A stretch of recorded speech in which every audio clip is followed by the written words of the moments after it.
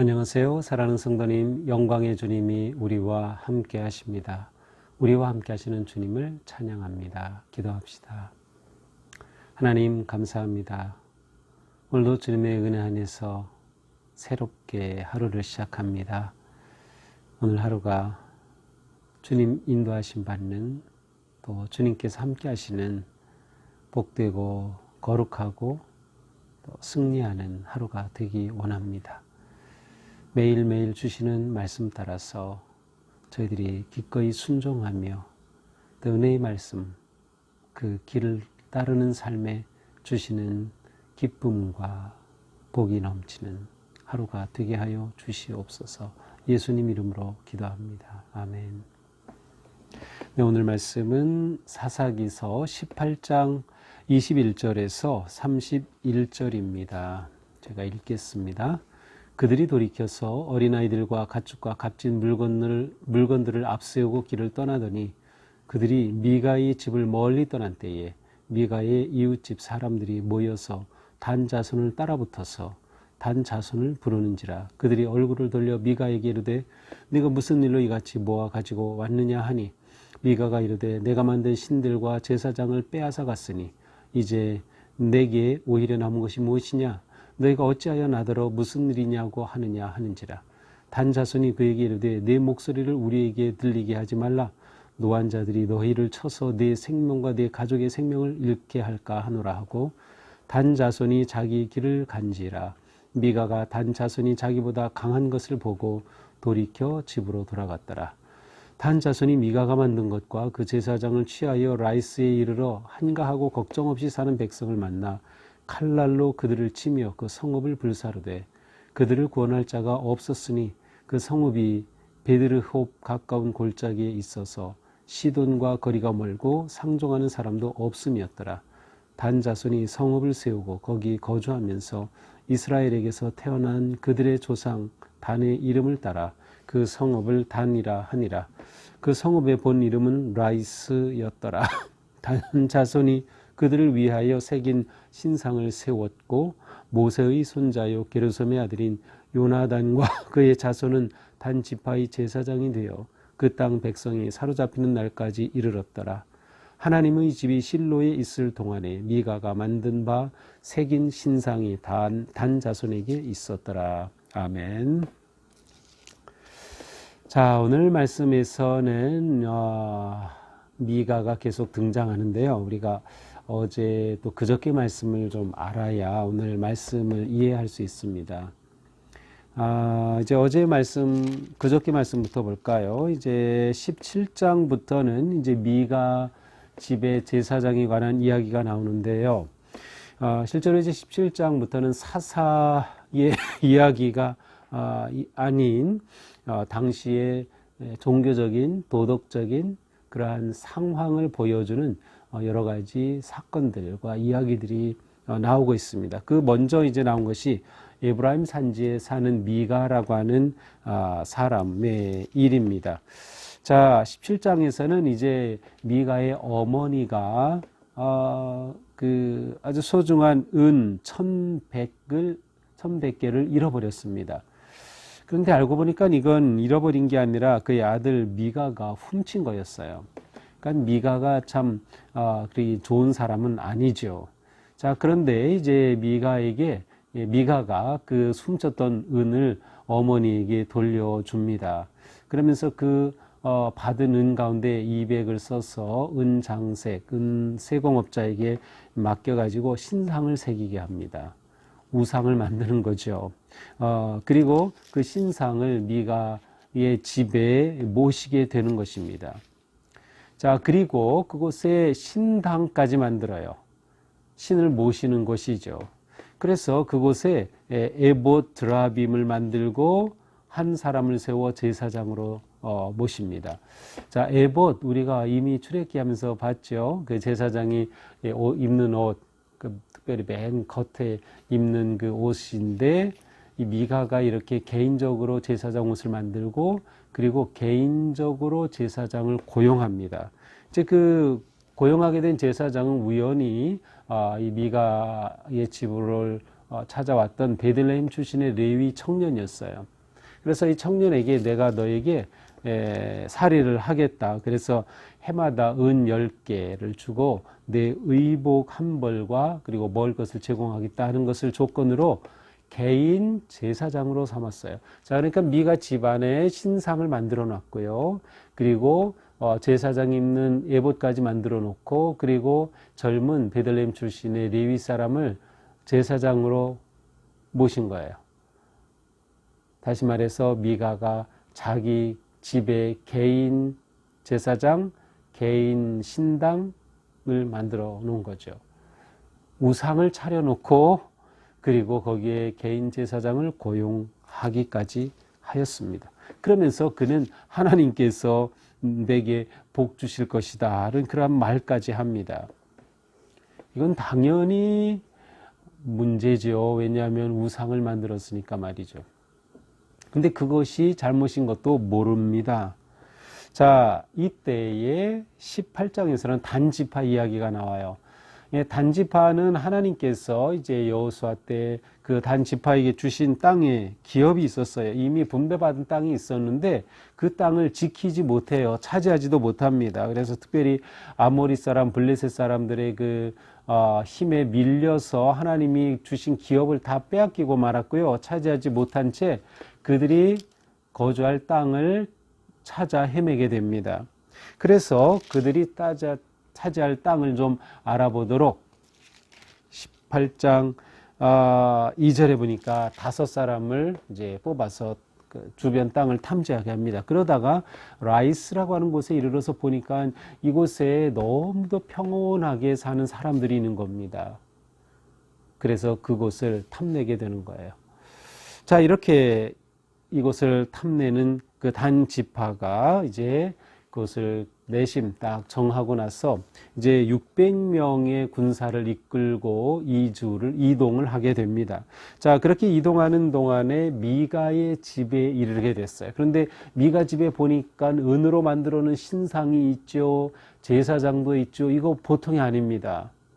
그래서 이 단지파 사람들이 어떻게 하는가 하면 미가 집에서 그 신상을 훔치고 제사장을 데리고 갑니다. 너 이 개인 집에 제사장 하는 것보다 우리 전 지파의 제사장이 되라. 이게 더 낫지 않겠느냐? 이렇게 해서 이 젊은 제사장도 데리고 떠나는 겁니다.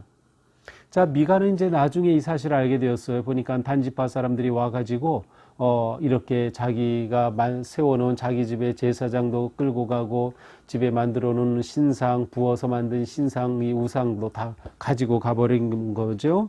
그러자 이제 오늘 본문이 시작이 됩니다. 그들이 돌이켜서 어린아이들을 가축 값진 물건을 세우고 들을 떠나니 그들은 바로 단지파 사람들이 이렇게 모든 것을 챙기고 그 가족들을 데리고 떠났습니다. 자, 22절 이렇게 떠난 다음에 미가의 이웃집 사람들이 모이게 됐어요. 미가와 함께 그 주변 사람들이 모여서 야, 이거 훔쳐갔다. 우리 따라가서 잡자, 찾아오자. 그리고 단지파를 따라가게 됩니다. 그래서 23절에 보니까 단지파가 저쪽에 가는 것을 보고 그들을 불러 세웠어요. 그러자 그들이 이 단지파에게 왜 우리의 이 제사장과 우리가 만들어 놓은 신상을 빼앗아 갔느냐고 묻습니다. 그러자 이 단지파 사람들은 적반하장이 됩니다. 어떻게 합니까? 무슨 일이야? 그런 말 하려고 여기 왔어? 25절에 보니까 너 그런 말 계속 하다가는 죽어. 듣기 싫다는 겁니다. 그거 따지지 말라는 거죠. 그리고 이들을 위협합니다. 너희들 계속 그런 말 하다가는 너희를 쳐서 너희 생명과 가족의 생명까지 잃을 거 하노라. 오히려 자기들이 도둑질 해가지고 왔는데 그것을 되찾겠다 온 미가와 함께 온 이웃집 사람들을 위협하고 결국 이 단지파 사람들이 워낙 악하고 이 숫자가 더 많으니까 600명이나 되는 이 군대가 이동하니까 더 이상 얘기하지 못하고 이 미가 집안과 그 이웃 사람들은 그냥 되돌아갈 수밖에 없었습니다. 자, 이렇게 돌아간 후에 이 단지파가 어디에 이르는가 하면 정탐하면서 알아봤던 라이스라고 하는 곳에 이르렀어요. 자, 라이스는 원주민들이 평안하게 살던 곳이었어요. 너무나 평온하고 좋은 곳이었어요. 이 27절에도 보니까 한가하고 걱정 없이 사는 백성이라고 나와요. 자, 그런데 이곳으로 들어가 가지고 다짜고짜로 그곳에 있는 사람들을 칼로 쳐서 그 성읍을 다 불살라 버리고 그곳을 차지하고 말았습니다.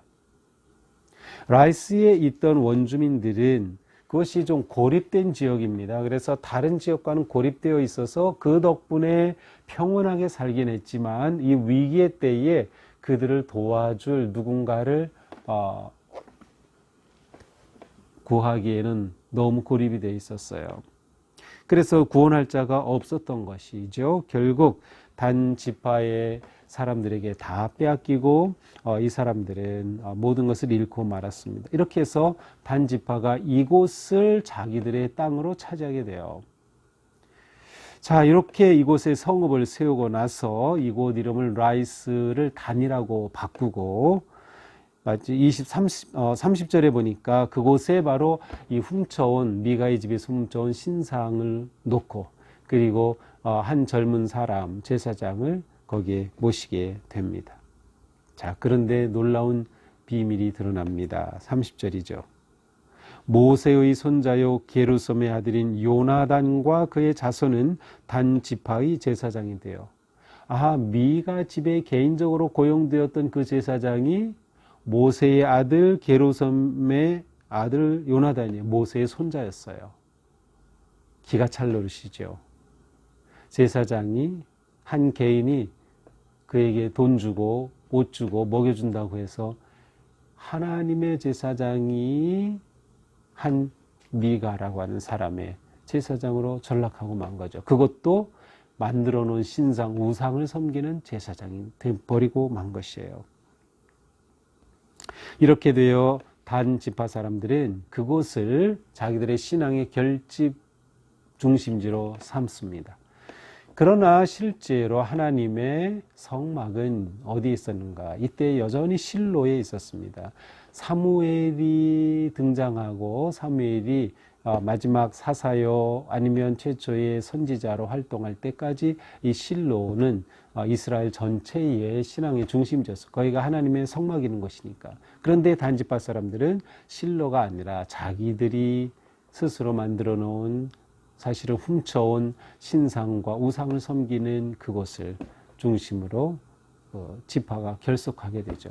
결국 큰 이스라엘이라고 하는 관점에서 볼 때는 단지파는 이스라엘의 공동체로부터 완전히 좀 분리되는 것이죠. 떠나는 거죠. 하나된 공동체를 이루지 못하는 그러한 모습을 보여주게 됩니다. 자, 이것이 오늘의 본문입니다. 자, 오늘 말씀을 보면서 우리는 우리의 욕망을 신앙으로 포장할 위험에 늘 놓여 있다는 것을 알아야 합니다. 우리의 욕망을 신앙으로 포장하는 겁니다. 이것이 바로 우상 숭배입니다. 하나님을 우상으로 만드는 거예요. 미가가 그렇게 했고 미가가 고용한 제사장, 나중에 이름이 나오죠. 요나단이 그것을 따랐고 그리고 단지파가 그것을 그대로 이어갔던 것이죠. 하나님을 우상으로 만드는 것은 내 욕심을 위해 하나님을 그렇게 만들어 놓는 거죠. 내가 조절하고 통제할 수 있는 하나님으로 만들어 놓는 거예요. 이게 우상의 특징입니다.